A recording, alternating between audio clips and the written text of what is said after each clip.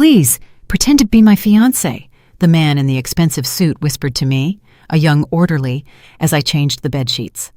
I barely had time to nod before the door to the room burst open.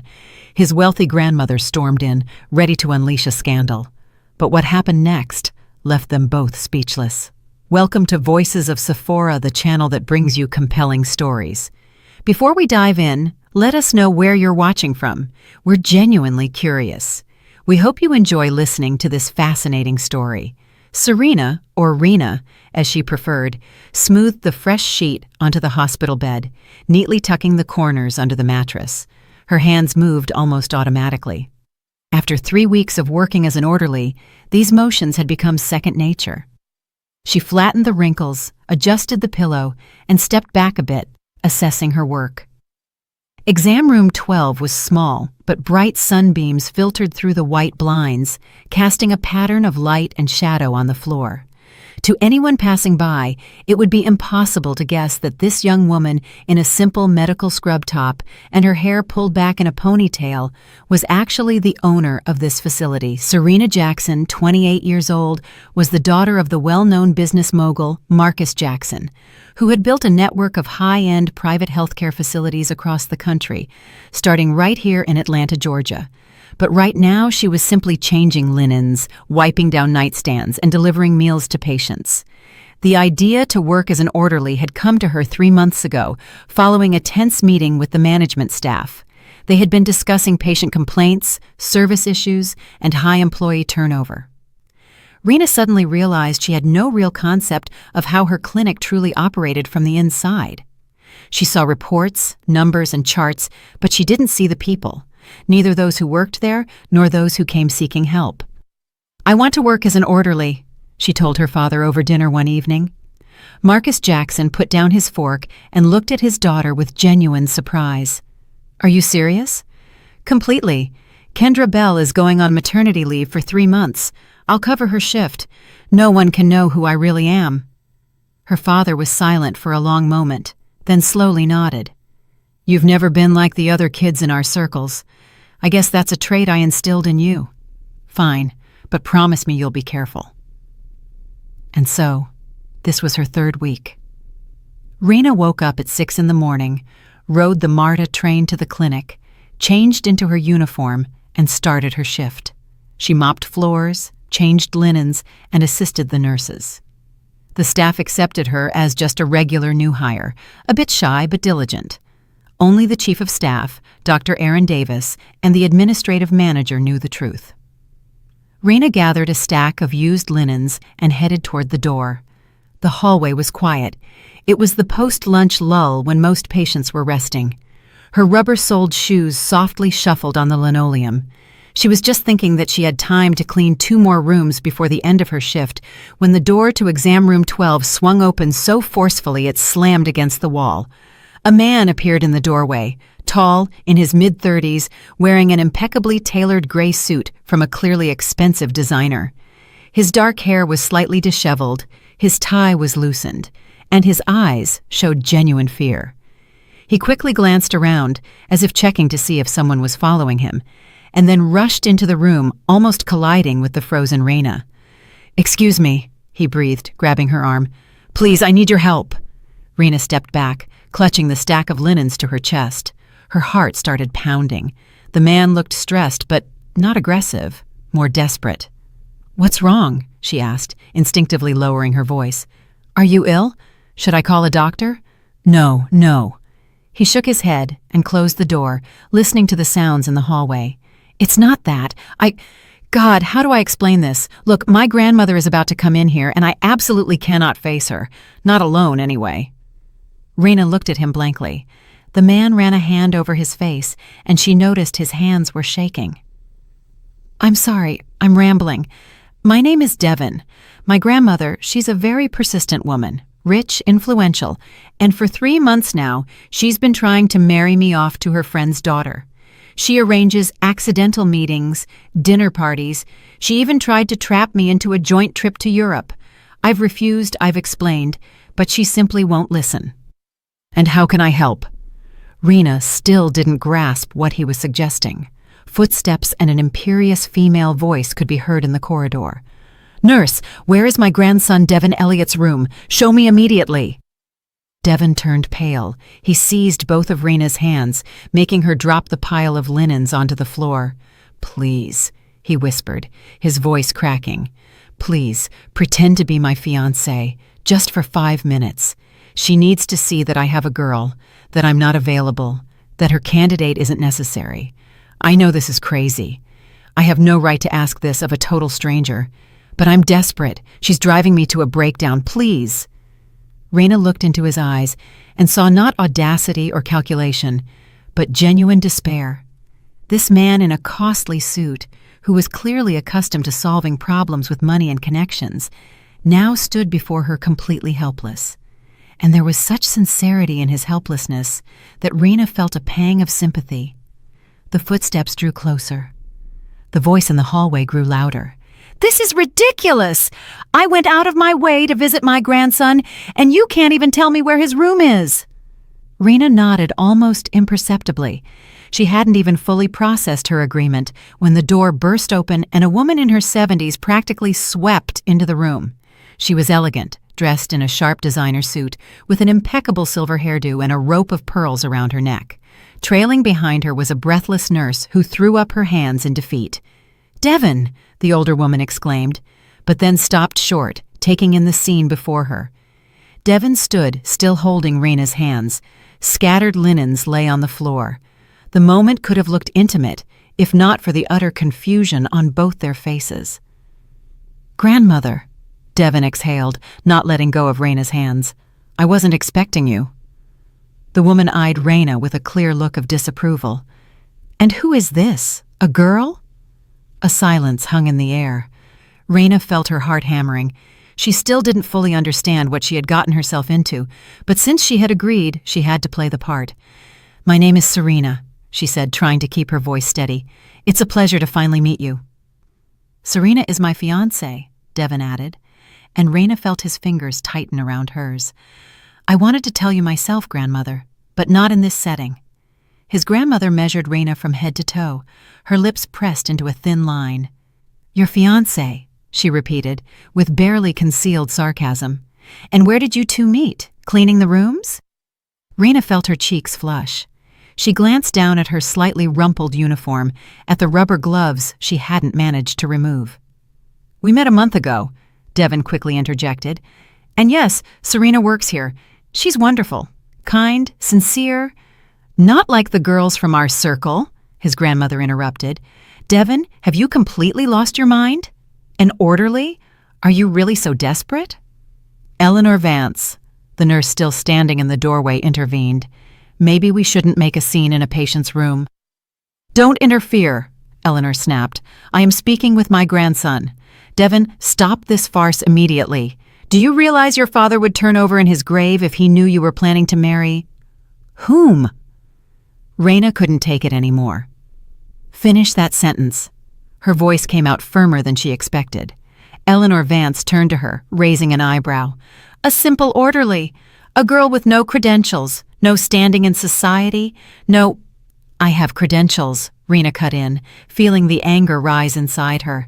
"And I work here by choice." "By choice?" the grandmother sneered. "Of course. Who wouldn't jump at the chance to snag a rich husband in a private clinic? I've seen girls like you, miss. You're all the same, circling around wealthy men, hoping to—" "Enough!" Devin stepped forward, shielding Rena. "Grandmother, you're going too far. You don't know Serena, and you have no right to judge her." "I have the right to look out for you." Eleanor's voice climbed higher. "You are my only grandson, the heir to our name, our legacy. You can't just up and marry the first cleaning lady you meet." "I'm an orderly," Rena quietly corrected. "And I wasn't snagging anyone. Devin and I—" She stumbled, unsure how to continue. The story was improvised, and she had no details. Devin caught her eye and gave a slight nod, as if to say, "Keep improvising." "We met by chance," Rena continued. "Devin was visiting a friend here. We started talking. He was kind, attentive. He didn't look down on me or judge me based on my clothes or my job. He just talked to me like a person." There was truth in those words, even if it wasn't the truth she was speaking of. In her 3 weeks of working as a simple orderly, Rena had observed how people judged each other. Doctors looked down on orderlies, wealthy patients spoke to the junior staff like servants, and only a very few, saw them as simply people doing their jobs. Eleanor Vance sniffed. What a touching story. Devon, are you truly so naive? This girl planned everything in advance. She knew who you were, knew about your position, your money, and she played the role of the humble Cinderella to— I didn't know, Rena stated firmly. He didn't introduce himself by his last name, and he didn't mention money. We were just talking. She was surprised by how easily the lie rolled off her tongue. Maybe it was because there was a grain of truth in it. She genuinely wanted people to see her as just Rena, not the daughter of the clinic's owner, not an heiress to a fortune. Grandmother, please. Devon moved closer to Eleanor Vance. I'm a grown man. I'm 36 years old. I can decide who I want to be with. You decide with your heart, not your head, she snapped. Just like when you abandoned your law practice for some architecture firm, or when you turned down a seat on your grandfather's company board. You've always been a dreamer, Devon, but you can't dream when it comes to marriage. You have to think with your head. So marriage is just a transaction, bitterness crept into Devon's voice. A contract between two families where feelings don't matter. Feelings develop over time, Eleanor said stiffly, but foolishness lasts forever. Rena stood with her arms crossed, feeling completely superfluous to the conversation. She saw the pain in Devon's eyes, the intransigence on his grandmother's face, and knew this wasn't the first time this scene had played out between them. You know what? Devon ran a tired hand over his face. We'll discuss this later. Not here, not now. We will discuss it now, Eleanor insisted, before this girl can sink her claws in deeper. Devon, I know a good lawyer who specializes in prenuptial agreements. I'm leaving, Rena suddenly announced. Both of them turned to her. She picked up the linens from the floor, neatly folded them, and headed for the door. Serena, wait, Devon began, but she shook her head. I need to finish my work. Excuse me. She walked out into the corridor, feeling Eleanor Vance's eyes on her back.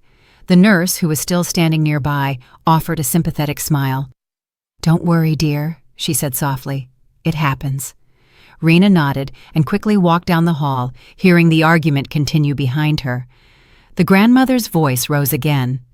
Devon was answering something.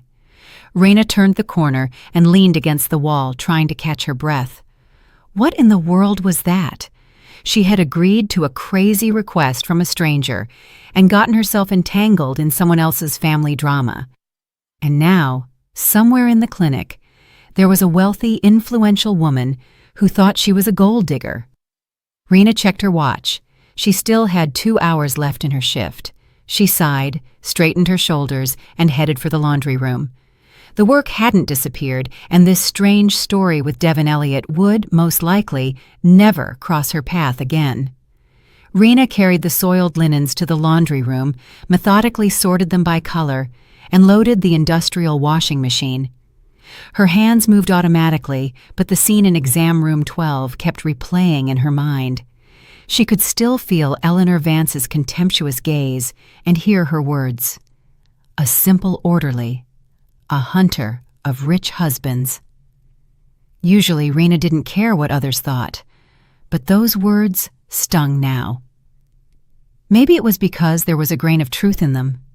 No, not that she was hunting anyone, but that people really did judge one another by superficial signs, by job title, by clothing. And Rena herself, by choosing to work as an orderly, had wanted to understand exactly that, what it felt like to be looked down upon. She closed the machine door, hit the start button, and leaned against the wall.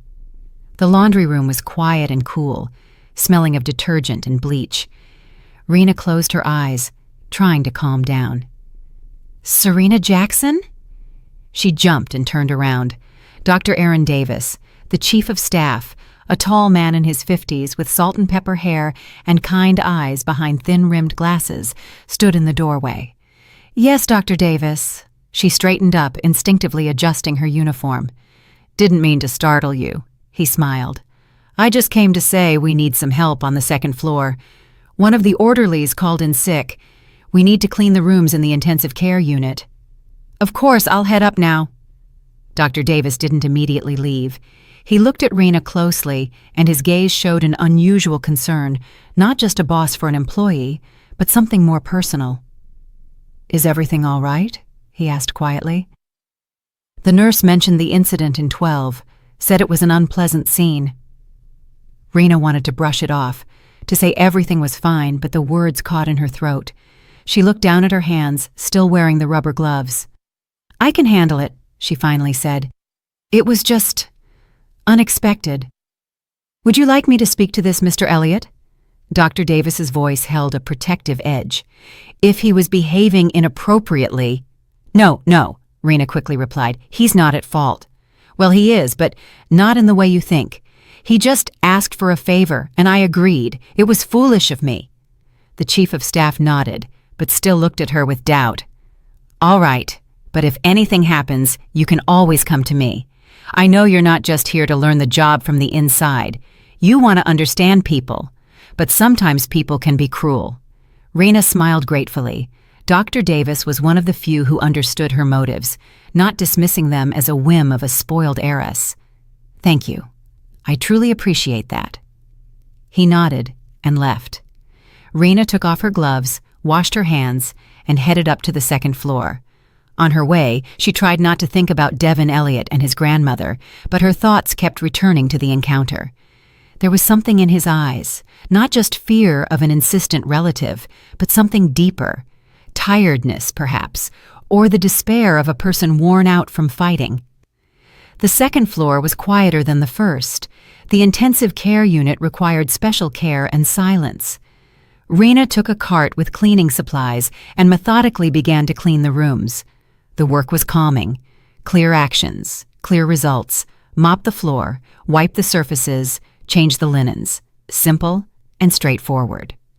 She finished the fourth room and stepped out into the corridor when she heard a familiar voice. Excuse me, have you seen the orderly? Tall, dark hair, hasn't been working here long. Devin. He was standing at the nurse's station, clearly agitated, questioning the duty nurse, Margaret. Margaret shrugged and pointed down the hall. Serena, she's down there, in the rooms. Devin turned and saw her.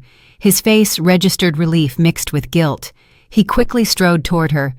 Serena, please wait. I need to talk to you. She wanted to turn away, to pretend to be busy, but something in his tone made her stop. He looked exhausted. His tie was completely undone, his jacket was off and tossed over his arm. There were beads of sweat on his temples. Mr. Elliott, she began in a formal tone, I'm working, and I think we've already spoken enough. I know. He stopped a couple of steps away from her. I know I acted terribly. I dragged you into this ridiculous situation, exposing you to my grandmother's attack. But please, hear me out, just for a couple of minutes. Rena hesitated. The rational part of her said, refuse, leave, forget about him. But another part, the one that was always too curious, wanted to hear his explanation. 2 minutes, she said, pulling the cart over to the wall. I really do have work. Thank you. He breathed a sigh of relief. Maybe we can step somewhere where we won't be overheard. Rena nodded and led him to a small staff break room at the end of the hall. It had a couple of worn armchairs, a small table, and a coffee maker. She closed the door and turned to him. Talk. Devin sank into an armchair, running his hands over his face. Now, in the less harsh light of the break room, she saw the dark circles under his eyes, the tense line of his jaw. I don't know where to start, he finally said. With an apology, I guess. I'm sorry. I behaved like a total jerk. I used you without thinking about the consequences. Yes, you used me. Rena agreed, crossing her arms. And your grandmother now thinks I'm a gold digger. I talked to her, he quickly said. I explained that it wasn't true, that I asked you for help, and that you simply agreed out of kindness, but she— He trailed off, searching for the right words. She's not used to admitting fault. So you told her the truth. Rena felt a wave of relief. That I'm not your fiancé? That we're barely acquainted? Yes, and she was furious, first at me for lying, then at herself for believing it. But most of all, she's angry that I still refuse to see Crystal. Crystal being the girl she's pushing on you? Devin nodded. My grandmother's friend's daughter, 25 years old, model, beautiful, educated, from a good family. The perfect match, in my grandmother's opinion. Except Crystal and I dated a year and a half ago, and it ended not well. And your grandmother knows this? She knows, but she thinks we've both grown up and changed, that we should give it a second chance. She doesn't understand, or doesn't want to understand, that some things can't be fixed. Crystal cheated on me with my business partner. After that, the partnership collapsed, and the business suffered. He stopped, clearly not wanting to go into detail. Anyway, it was tough. Rena slowly sat down in the second armchair. The story was becoming clearer and more disheartening, and your grandmother thinks wealth and status are more important than trust. She thinks young people make mistakes, and adults should be pragmatic, Devin replied wearily. Crystal is single now, and I'm single. Our families are friends, logically, from her perspective, but not logical from yours. Completely illogical. He looked at her, and there was such exhaustion in his eyes that Rena felt unexpected compassion. That's why I panicked when I found out she was coming to the clinic. She called me this morning, saying we needed to meet to discuss important business. I knew it was about Crystal again, and a quiet knock came at the door. Rena jumped and turned around. Dr. Davis stood in the doorway. His gaze flickered from Rena to Devin and back. Apologies for the interruption, he said in an even voice. Serena, they're asking for you downstairs in the admissions office. A slight mix-up with a patient's paperwork. Rena stood up, grateful for a chance to break off the conversation. She felt herself starting to empathize with Devin, and that was dangerous. She shouldn't get involved in other people's problems. Of course, Dr. Davis, I'll be right down. The chief of staff didn't move. He was still looking at Devin, and there was something assessing in his gaze. Mr. Elliott, if I'm not mistaken, he said, we weren't formally introduced. I am the chief of staff of this facility, Dr. Aaron Davis.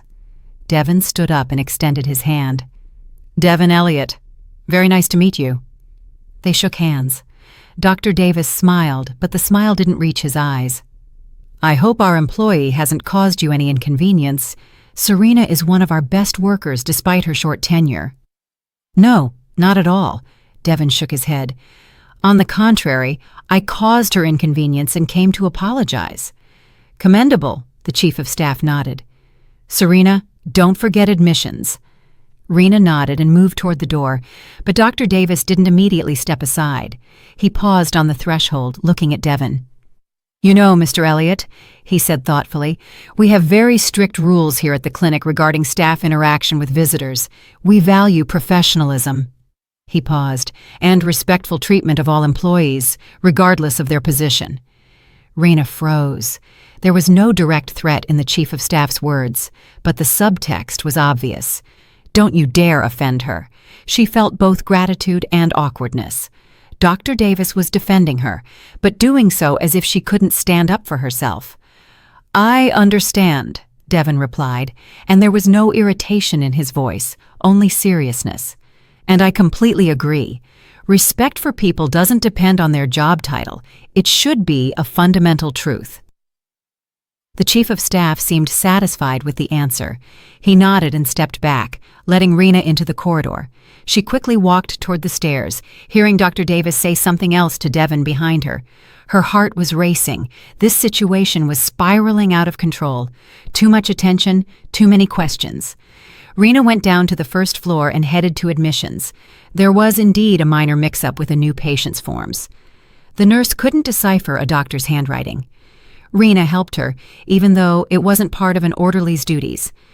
She spent the next hour cleaning procedure rooms, stacking clean linens on the shelves in the laundry room, and helping deliver dinners to the rooms.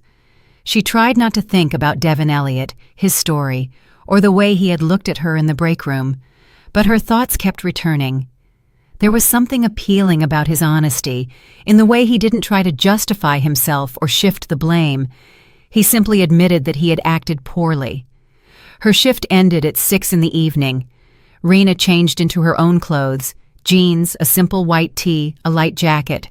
She let her hair down, wiped off the remnants of her daytime makeup, looked at herself in the locker room mirror, and sighed.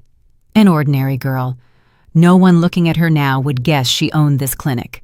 She left through the staff exit, which led to a small courtyard behind the building. A few staff cars were parked there, old linden trees grew, and a small smoking area with a bench was set up. Rena didn't smoke, but sometimes she liked to sit there before heading home just to get some fresh air. She was walking toward the bench when she heard a voice. "Serena." She turned around. Devin emerged from around the corner of the building. He was still wearing the same suit, but now he looked even more rumpled. The jacket was over his arm, his shirt sleeves were rolled up. "You spent the whole day here?" she blurted out.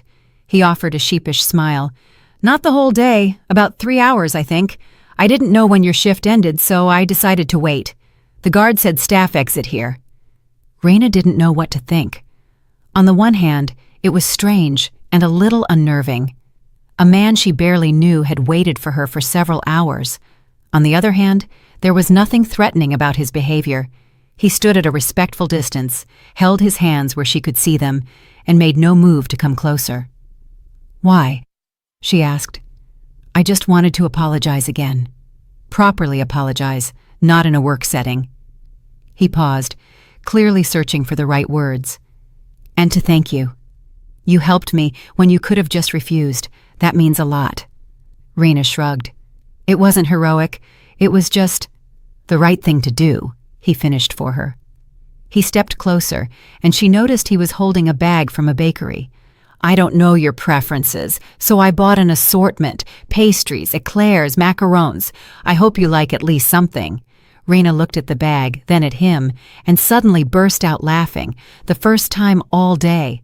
She laughed at the absurdity of the situation, at his serious face, at how ridiculous it all was. "You think pastries fix everything?" "No," he answered honestly, "but I hope it at least shows that I genuinely regret it, and that I'm not a complete idiot, although this morning suggests otherwise." Rena took the bag. It was warm, and it smelled of vanilla and chocolate. "Thank you," she said more gently. "This wasn't necessary." "It was," Devin countered. "It absolutely was. You did more for me than many people close to me. You pretended to be my fiancée, listened to my story, and didn't immediately tell me where to go." She smiled again. There was something disarming about his self-deprecation. "Did your grandmother really leave?" "Yes. She chewed me out like a kid and drove off. But I know this isn't the end. She'll be back with new arguments, new ideas. She doesn't give up easily." "Family," Rena murmured. "Exactly." He looked at her intently. "Do you have difficulties with your family too?" Rena wanted to give an evasive answer, but instead she heard her own voice. "Sometimes. My father, he loves me very much, but sometimes that love turns into hyperprotection. He wants to shield me from the world, but he doesn't realize that by doing that, he's shielding me from life." She stopped, surprised by her own candor. Why had she told this stranger that? Devin nodded, as if understanding. "My grandmother also thinks she's protecting me from making the wrong choices, from mistakes, from people she thinks aren't right for me, but she doesn't realize that protection can be a prison." They fell silent. The evening air was cool, smelling of linden blossoms and freshly cut grass. Somewhere in the distance, the city highway roared, but here, in this small courtyard, it was quiet and peaceful. "I should go," Rena finally said. "Thanks for the pastries." "Wait," Devin took a step forward. "Can I walk you out? To the bus stop? To your car? Wherever you need to go?" Rena hesitated. Common sense told her to refuse, but something inside her wanted to continue the conversation, to learn more about this strange man who was hiding from his own grandmother and had waited 3 hours for her with pastries. "You can walk me to the subway," she said, "if you promise not to stage any more scenes with fake fiancés." He laughed, a genuine, free laugh. "I promise. One time was more than enough." They walked along the path toward the courtyard exit. Rena found herself thinking that the day, which had started so strangely, was ending even stranger. But for some reason, she felt calm next to this man. Maybe it was because he was honest, or maybe because beneath his outward success, she saw the same weariness of external expectations that she felt herself. "You know," Devon said as they stepped out onto the street, "I never even asked. Have you been working at the clinic long?" "Not very," Rena answered vaguely. "Only 3 weeks. And what are your impressions?" "It's interesting. You learn a lot about people, about how they behave when they think no one is watching." He looked at her curiously. "That sounds philosophical for an orderly's job." Rena shrugged. "Any job can be philosophical if you think about it. You're an architect, if I understood correctly from the conversation with your grandmother." "Yes," he nodded. "I once wanted to build museums and theaters. Now I mostly design housing complexes and office buildings, less romantic, but more profitable." "Do you regret it?" He thought for a moment. "Sometimes, but life is a constant choice between dreams and reality." "True enough," Rena agreed. They reached the subway station. Rena stopped at the entrance. "Well, this is it. Thanks for walking me." "Thanks for letting me." Devon extended his hand. "It was good to meet you. To really meet you, without all the pretense." Rena shook his hand. His grip was firm and warm. "You too, and good luck with your grandmother." "Thanks, I'm going to need it." She turned to enter the station, but he called her name. "Serena." She turned back. "Yes?" He stood with his hands in his pockets, looking unexpectedly uncertain. Maybe we could see each other again sometime.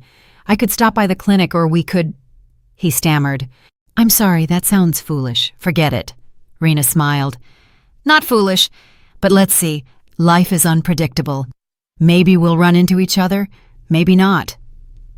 And she went down into the subway, leaving him standing at the entrance. Only inside the train, once it had started moving, did she allow herself to pull out her phone and type a message to her father. "Dad, today was a super strange day. I'll tell you about it when I get home." For the next 3 days, Rena worked her regular shift, trying not to think about the strange encounter with Devon Elliott. In the mornings, she came to the clinic, changed into her uniform, and immersed herself in the familiar routine. She shared the pastries he had given her with her colleagues in the break room. They vanished in 10 minutes, accompanied by oohs and ahs of delight. "Serena, do you have a new beau?" the orderly Margaret asked, biting into an eclair. "They don't give out treats that expensive for no reason." "Just an acquaintance," Rena vaguely replied. "He was thanking me for some help." "What kind of help?" the nurse persisted. "I helped him find the right room," Rena lied, and thankfully, the topic was closed. But thoughts of Devon still returned. She caught herself remembering his face when he stood at the staff exit with the bag of pastries. There was something touching about the picture. A rich, successful man who had waited 3 hours to apologize to a simple orderly. Though, of course, she wasn't a simple orderly, and that was the whole irony of the situation. On Thursday morning, as Rena was delivering breakfasts to the rooms, the clinic administrator, Ms. Yvonne Lee, approached her. "Serena, someone is asking for you at the front desk." A gentleman brought flowers. Rena almost dropped the tray of plates. "Flowers? For me?" "Yes. He said they were for Serena the orderly. Didn't know your last name, just your first." Her heart quickened. Rena placed the tray on the nearest nightstand and hurried downstairs. At the front desk counter stood a huge bouquet of white roses, no fewer than 50, in beautiful wrapping with a satin ribbon. Next to the bouquet was a small card. "These are for you." The desk administrator smiled. "What luck! Flowers like this are only given for true love." Raina picked up the card. The handwriting was clear and confident. Please excuse my persistence, but I couldn't not send these. Thank you again for your help and for listening. D.E. She folded the card and tucked it into her uniform pocket. The bouquet was truly magnificent, but what was she going to do with it? Carry it home on the subway? Her colleagues would bombard her with questions if they saw her carrying something like that. Can we put them in the lobby? She asked the administrator. Let the patients enjoy them. We don't have enough space in our break room. Of course, dear, that's so kind of you. Raina nodded and returned to her duties, but all day she felt the curious glances of her colleagues. By lunchtime, the entire clinic knew that Serena, the orderly, had received a massive bouquet of white roses. Gossip traveled fast. Serena, spill it! Who is he? The orderly Margaret winked at her during the lunch break. Did a patient fall for you? No one fell for anyone. Raina waved her off. Just an acquaintance. He liked how I worked, so he decided to show his appreciation. With flowers that cost 3 months of your salary? Margaret scoffed. Oh, come on. He's clearly got a thing for you. Raina remained silent, finishing her soup. She didn't want to discuss Devon with her colleagues, especially since she didn't understand what he was doing. Why send such expensive flowers? He had already apologized, and he had given her the pastries. That had been more than enough. The next day, Friday, the story repeated itself. This time, it wasn't a bouquet, but a basket of exotic, clearly high-priced fruits. Mango, dragon fruit, lychee, passion fruit. And another card. I hope you like fruit more than flowers. Have a good day. D.E. Raina stood at the front desk, looking at the basket, unsure whether to laugh or get angry. On the one hand, it was sweet. On the other, it was too persistent. And most importantly, why? What was he trying to achieve? Your admirer again. Ms. Yvonne Lee walked over. He's persistent. Too persistent, Raina mumbled. She took the basket and carried it to the break room where the staff could share. The fruit was gone within an hour, but Raina didn't touch any of it. Instead, she pulled out her phone and, for the first time in days, regretted not taking Devon's number. She needed to talk to him, to explain that he couldn't do this, that she was grateful, but it was too much. As the evening shift neared its end, Dr. Davis approached Raina. Serena, do you have a minute? She followed him into his office. The chief of staff closed the door and motioned for her to sit. I don't want to pry into your personal life, he began carefully, but the staff is discussing these gifts, the flowers, the fruit. They're drawing attention, and I just want to make sure everything is okay, that this man isn't harassing you. Raina sighed. Everything is fine, Dr. Davis. It's that same Mr. Elliot. He's just overdoing it with the gratitude. Are you sure? Because if he's causing you problems, I can speak with him, or even ban him from the clinic if necessary. You don't need to, Raina quickly said. Honestly, it's fine. I'll talk to him myself. The chief of staff nodded, but a look of concern remained in his eyes. All right, but if anything changes, you know where to find me. Raina left the office and went to the locker room. She really did need to talk to Devon, but how could she find him? She didn't know his address or phone number. The only thing she remembered was that he was an architect. Maybe search online? She changed and walked out through the staff exit, then stopped dead. By the bench where they had talked last time, Devon was standing again. This time, he was dressed more casually. Jeans, a dark blue sweater, a light jacket. He looked much more relaxed than he had that first day. You again, Raina said, walking closer. Are you staking this place out every day? He smiled guiltily. Not every day, only when your shift ends. I found out in admissions that you work until 6. That's starting to sound like stalking. She crossed her arms, but there was no anger in her voice, only weariness. I know, he nodded. I understand that I'm acting strangely, but I needed to see you, to talk. Properly talk, not in a rush, not between your work duties. You have a phone, Raina pointed out. You could have just called. I don't have your number, and admissions said they weren't allowed to give out employee personal information. That's why I decided to come in person. Rena sighed and sat down on the bench. Devon sat next to her, leaving a respectable amount of space between them. "Those gifts," she began. "The flowers, the fruit. It's too much, Devon. People are starting to gossip, ask questions. I don't want to draw attention to myself. I apologize." He looked genuinely remorseful. "I didn't think. I just wanted to express my thanks somehow, to show that I truly value what you did." "You already showed that with the pastries and the apology. You don't need to do any more." They were silent for a moment.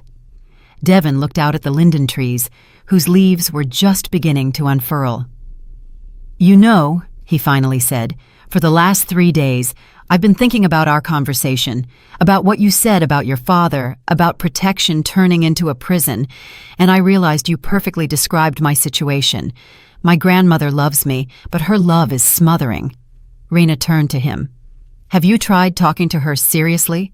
Not in the middle of a conflict, but calmly, explaining how you feel?" "I have tried," he smiled sadly, "many times, but she's from a generation that believes elders know best, that life experience is more important than personal desires. For her, love is a luxury only the poor can afford. People in our circle have to think with their heads." "Your circle," Rena quietly corrected. He looked at her closely. "I'm sorry, I didn't mean to offend. It's just how I'm used to talking. The circle I grew up in, where money solves everything, where marriages are brokered like business deals. I've always hated it, but it's impossible to escape." "Why impossible?" "Because it's your family, your blood. You can move to the ends of the earth, but they'll still be a part of you. And when you're the only heir, the only one who has to carry on the lineage, the responsibility weighs twice as heavily." Rena listened to him and understood every word. She, too, felt the pressure of her father's expectations, the need to conform to the image of an heiress, a successor. That was why she had decided to become a simple orderly for a while, to escape that responsibility, even if only for 3 months. "I understand," she said, "more than you think." Devon turned his entire body toward her. "Really? Your father tries to control your life too?" "Not control, more like protect. He's afraid people will use me, deceive me, approach me only for money or connections.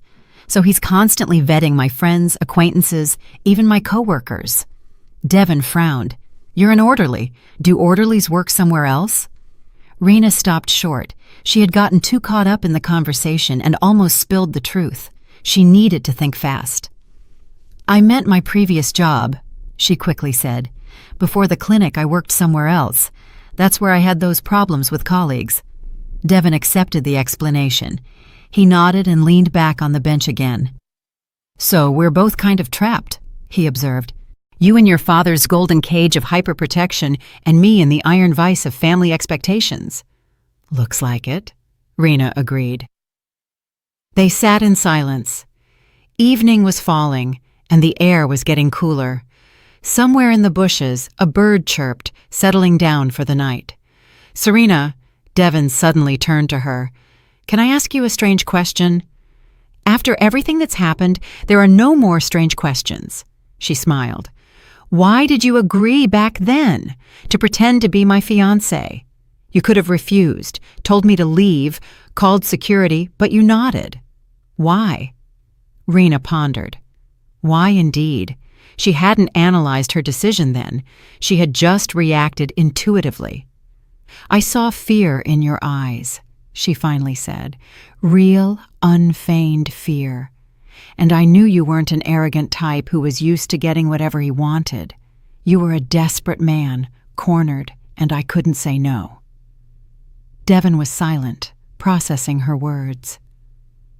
"Thank you," he said softly, "for seeing that, for not judging. We all sometimes do foolish things when we're pushed against a wall." Rena shrugged. "That's normal." He looked at her with a long gaze that held gratitude and something else, something that made Rena look away. "Serena," he said, and there was an unexpected uncertainty in his voice. "I know this might sound odd, that we barely know each other, but I would really like to meet with you again. Not here, not at the staff exit. Somewhere normal. Maybe grab coffee or lunch. I could tell you more about myself, and you could tell me about you. Just as two people who have something to talk about. Raina looked at him and felt an internal struggle. The rational part said, refuse. It's dangerous. He's from a different world. You're too different. But the other, more impulsive part wanted to agree. She found him interesting and easy to be around, despite the strangeness of their first meeting. I don't know, she said honestly. It's an unusual situation. I understand, Devin nodded, and I won't pressure you. Just think about it, okay? Here's my phone number. He took a business card from his pocket and held it out to her. Raina took the simple white card with gold embossing. Elliot, Devin A., architect, managing partner, Elliot & Co. Architects. Text or call if you agree, he added. And if not, just don't reply. I'll understand and won't bother you again. He stood up from the bench, putting his hands in his jacket pockets. Have a good evening, Serena, and thank you again for everything. He turned and walked toward the courtyard exit. Raina sat, turning the business card over in her hands. He had handwritten his cell number on the back. She should have refused. She should have thrown the card away and forgotten about Devin Elliott. But instead, she carefully folded it and put it in her pocket. Over the weekend, Raina tried not to think about the business card in her nightstand drawer. She spent Saturday with her father. They went to the theater and then had dinner at their favorite restaurant. Marcus Jackson asked about her work at the clinic, and Raina shared her observations, though she didn't mention Devin. On Sunday, she met up with her friend, Tasha Mills, her one true friend who knew the truth about her double life. You're glowing, Tasha observed over a cup of cappuccino. What happened? Nothing happened, Raina dismissed. You're lying. I've known you for 20 years. Your eyes are sparkling. Is someone new in your life? Raina sighed and recounted the entire story, from the first meeting to the business card in her pocket. Tasha listened, wide-eyed. Are you serious? She exclaimed when Raina finished. That's like something out of a movie. Stranger, fake fiancé, rich grandmother. It's not a movie, Raina countered. It's my life, and it's getting complicated. So what are you going to do? I don't know. Probably nothing. Forget about it and move on. Tasha shook her head. You won't forget. I can tell by the way you talk about him. You're interested in this guy. Even if I am, then what? I can't date him as an orderly. Sooner or later the truth will come out.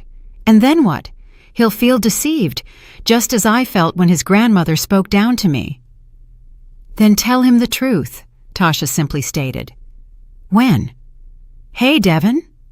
By the way, I actually own the clinic and am a millionaire's daughter. It will sound like revenge for his fiancée's stunt. Tasha considered this. You're right. It's tricky. But maybe you should just meet up, get coffee, talk. You wanted to live a normal life, to meet people who don't know about your background. Well, he's one of those people. Raina remained silent, staring into her cup. Tasha was right. Wasn't this exactly what she wanted? To meet someone who saw her as simply Serena, not the heiress to a fortune? On Monday morning, she came to work with a firm decision. She would call Devin. She would just meet him, get coffee, talk, and see what happened. But as she changed into her uniform and walked into the hallway, Ms. Yvonne Lee stopped her. Serena, you have a visitor waiting for you in the lobby. She says it's urgent.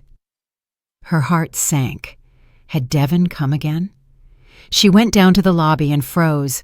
Lunar Vengeance stood by the front desk, wearing the same elegant suit with the same flawless hairstyle and the same haughty expression. Their eyes met. Devin's grandmother slowly walked toward her. We need to talk, she said in a measured voice, and preferably in private. Raina led Lunar Vengeance up to the same break room on the second floor. Her heart was racing, but she maintained her composure outwardly. Closing the door behind them, she motioned for the older woman to sit, but Eleanor remained standing. I will be brief, Eleanor began.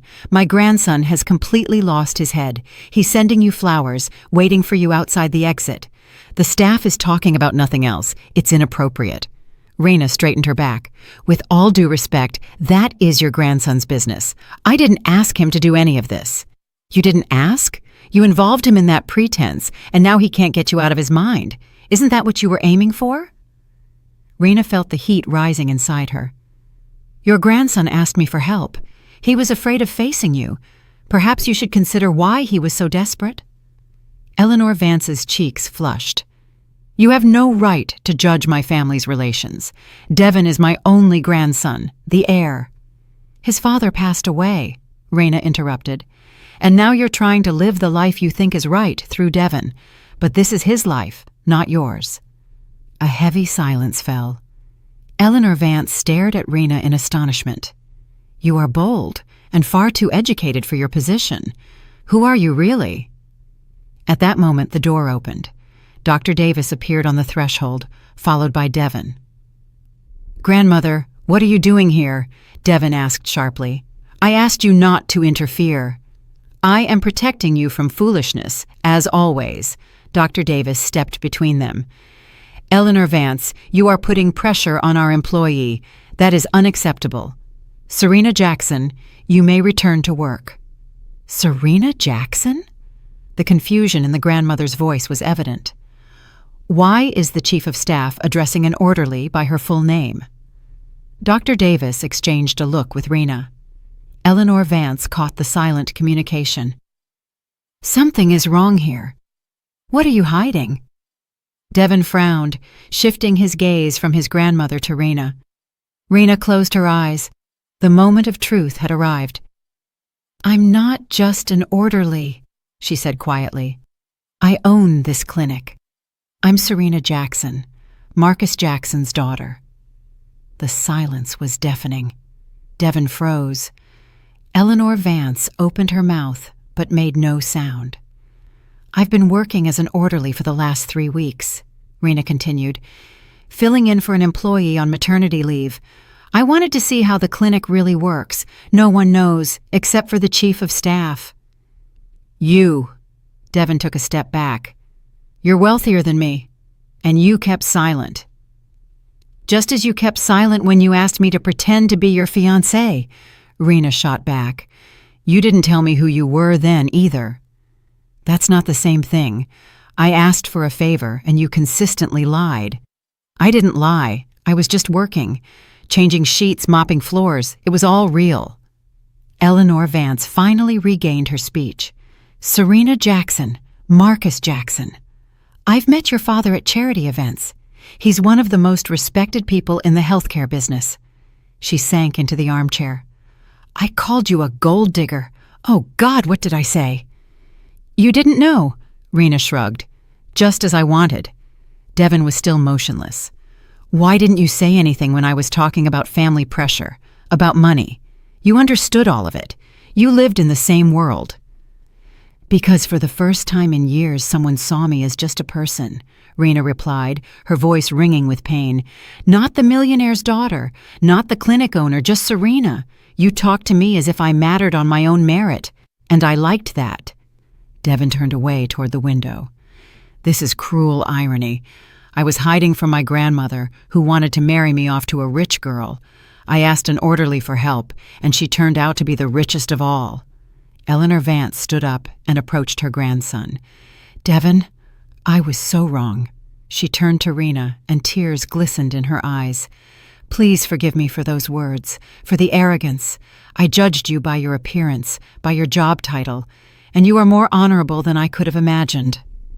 "You were just protecting your grandson," Raina said gently. "I understand." Eleanor Vance walked over and took her hands. "Can you forgive a foolish old woman?" "Of course. We all make mistakes sometimes." Devon finally turned back. "You worked as an orderly, mopped floors, changed sheets, knowing all of this belonged to you. Why?" "I wanted to understand how the clinic works from the inside, how staff are treated, what problems people have. Reports don't give the full picture." "It's both crazy and brilliant," Devon said. Raina offered a faint smile. "Or maybe just the whim of a rich girl." No, Devon objected sharply, walking toward her. Most people in our position don't even think about how their employees live. But you became one of them, temporarily. In a month, I'll be back in the owner's office. But these 3 weeks, you were real. With the patients, the staff, and with me. It was all real, wasn't it? Raina met his gaze. Yes, it was all real. Eleanor Vance cleared her throat softly. Maybe I should leave you two alone. No, Raina said. I really do need to get back to work. I still have half a shift left. You're going to keep working as an orderly? Devon looked surprised. Even after the truth is out? I promised to cover for Kendra Bell for 3 months. I'm not the type to drop things halfway. Devon laughed. You are incredible. Raina nodded to both of them and headed for the door, but Devon called out to her. Serena, wait, that coffee invitation, is it still on the table? She turned back. He looked at her with hope. I'll think about it, she replied, and left. In the hallway, she leaned against the wall, closing her eyes. The truth was out, and the world hadn't collapsed. Devon hadn't accused her of deceit. He had called her incredible. Over the next few days, the clinic staff slowly learned the truth. Dr. Davis called a general meeting and explained the situation. Reactions varied, but most were understanding. You're amazing, Serena, Margaret said. Not every boss would go that far. Raina continued to work as an orderly, even though everyone now knew the truth. Devon came every day. Sometimes he just sat in the lobby, working on his laptop. Sometimes he brought coffee for the whole staff. He didn't pressure her. He didn't insist. He was just there. Eleanor Vance also became a regular visitor to the clinic. She would come and talk to Raina during breaks. I was so foolish, she confessed. I thought money and status were everything, but you and Devon showed me that sincerity and dignity are what truly matter. At the end of the second week, Devon waited for Raina by the staff exit. Serena, I can't take it anymore. Just say yes or no. Will you go out for coffee with me? Just coffee, just conversation. No pretense, no secrets. Raina looked at him, the man who had accepted the truth without anger, who kept showing up. Yes, she said. Let's go get coffee. The smile that lit up his face was brighter than the sun. Tomorrow, after your shift. Tomorrow. Their first meeting at a local coffee shop was easy. They talked about everything, work, dreams, books. Devon talked about his architectural projects. Raina shared her plans for developing the clinic. You know what's strangest? Devon asked. I feel like I've known you much longer than 2 weeks. Because we talked honestly, Raina replied. Without masks. You saw the real me, and I saw the real you. He reached across the table, and she placed her hand in his. That meeting was followed by others. They walked through the city at night, visited museums, and sat in parks. Eleanor Vance never mentioned arranged marriages again. Instead, she invited Raina to family dinners, telling stories about Devon's childhood. Raina's father met Devon a month later. Marcus Jackson was guarded, but Devon conducted himself with dignity, answering honestly, not trying to impress with money. He's a good man, Raina's father said after dinner. I see the way he looks at you. He sees you, not your net worth. 3 months of maternity leave ended, and Raina returned to her office. But the experience of working as an orderly had changed her. She implemented new programs and improved staff working conditions. Devon supported her every idea. He even offered to design a new wing for the clinic. It will be my contribution to the mission you're building. 6 months later, they stood in exam room 12, where it all began. Remember how you burst in here? Raina smiled, all rumpled and scared. How could I forget? It was the best spontaneous decision of my life. He dropped to one knee and Raina gasped. Serena Jackson, Devon announced solemnly. Last time, I asked you to pretend to be my fiancée. Now I'm asking you to be my fiancée for real. Will you marry me? Tears streamed down her cheeks. Yes, she breathed. Yes, yes, yes. He slipped the ring onto her finger and held her tightly. The staff members who had been peeking in burst out in applause. A minute later, Eleanor Vance rushed into the room. "I heard!" She hugged Rena, kissing her on both cheeks. "Finally, a real wedding for love in our family." They were married 6 months later in a park near the clinic. There were only close family and friends. The entire clinic staff was invited. Eleanor Vance cried through the entire ceremony. Marcus Jackson, walking his daughter down the aisle, whispered, "You found what you were looking for, the person who sees the real you." When the minister pronounced them husband and wife, Devon kissed Rena. In that moment, she understood that sometimes the very best stories begin with the most absurd situations. That evening, Devon raised a toast to the chance encounters that change lives, to the courage to be oneself, and to the woman who taught me that true love knows no social boundaries. Rena, looking at her husband, his grandmother, and her father, knew this was happiness, real, vibrant, earned through honesty and trust. And it all started the moment a scared man rushed into a hospital room and asked an orderly to pretend to be his fiancée. Who would have thought that pretense would be the start of the truest love? I'm really glad you're here and that I could share my story with you. If you liked it, show me by liking the video and subscribing to my channel. Let's see how many of us there are. Write in the comments which city you're watching from and what time it is. I'm so curious to know where all you wonderful people are tuning in from. If you want to support me a little extra, you can also send a small donation. I share new life stories for you every single day. And now, 2 of my most popular stories will pop up on the screen, so you can choose what to watch next.